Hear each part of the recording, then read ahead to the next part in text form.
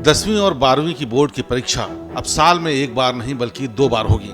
शिक्षा मंत्रालय ने नई राष्ट्रीय शिक्षा नीति के तहत यह फैसला लिया है। नया नियम अगले शिक्षा सत्र से लागू हो जाएगा।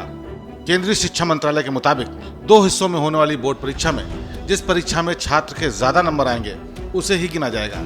शिक्षा मंत्रालय के मुताबिक 2024-25 के शिक्षा सत्र में किताबें भी इसी हिसाब से तैयार होंगी। परीक्षा पैटर्न में इन बदलावों के पीछे का मकसद स्टूडेंट्स का आकलन सब्जेक्ट की समझ के आधार पर करना और परीक्षा का बोझ कम करना है, ताकि बच्चों का विषयों पर फोकस बना रहे। नई शिक्षा नीति में 2 बार बोर्ड परीक्षाएं कराने की सिफारिश जोड़कर उन सिफारिशों को केंद्र सरकार के पास भेज दिया गया है। नए नियम के मुताबिक 11वीं और 12वीं के छात्रों को अब 2 भाषाएं भी पढ़नी होंगी। इनमें से एक भारतीय भाषा का होना जरूरी है। छात्रों को मनपसंद सब्जेक्ट चुनने की छूट भी होगी।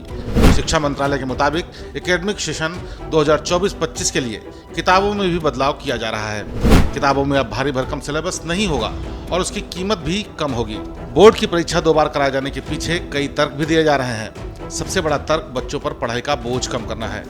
2023 में 10वीं बोर्ड में 27.5 लाख बच्चे फेल हो गए थे। इस तरह 2022 में 10वीं में 35 लाख और 12वीं में करीब 23.5 लाख बच्चे फेल हो गए। शिक्षा मंत्रालय का मानना है कि 2 बार परीक्षा होने से बच्चे अपने तैयारियों का खुद ही मूल्यांकन कर पाएंगे।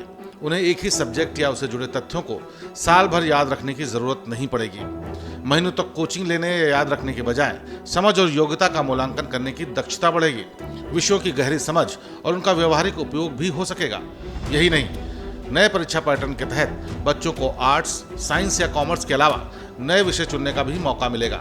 नए विषय भविष्य की जरूरतों के मुताबिक होंगे। स्कूल बोर्ड्स को ऑन डिमांड परीक्षा कराने की क्षमता विकसित करनी होगी। केंद्रीय शिक्षा मंत्री धर्मेंद्र प्रधान ने बताया, नई शिक्षा नीति का पाठ्यक्रम केंद्र को सौंप दिया गया है। राष्ट्रीय निरीक्षण समिति पाठ्यक्रम और पाठ्यपुस्तक समिति मूल भारतीय सोच के अनुसार ही इसकी जांच कर रही है। ये समितियां कक्षा 3 से कक्षा 12 के लिए 21वीं सदी की जरूरतों के अनुसार पाठ्यक्रम को अंतिम रूप देंगी। माना जा रहा है कि राज्यों के बोर्ड जल्द ही इस बारे में निर्देश जारी कर सकते हैं। हालांकि तमिलनाडु और केरल की सरकारों ने पहले ही नई राष्ट्रीय नीति को लागू करने से मना कर दिया है।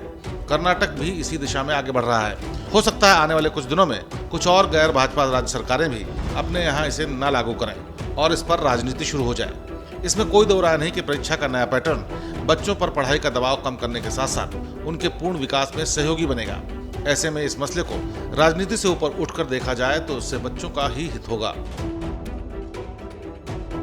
श्रेष्ठ भारत पर खबरों से जुड़े रहने के लिए चैनल को सब्सक्राइब करें, बेल आइकन दबाएं और देखते रहें श्रेष्ठ भारत।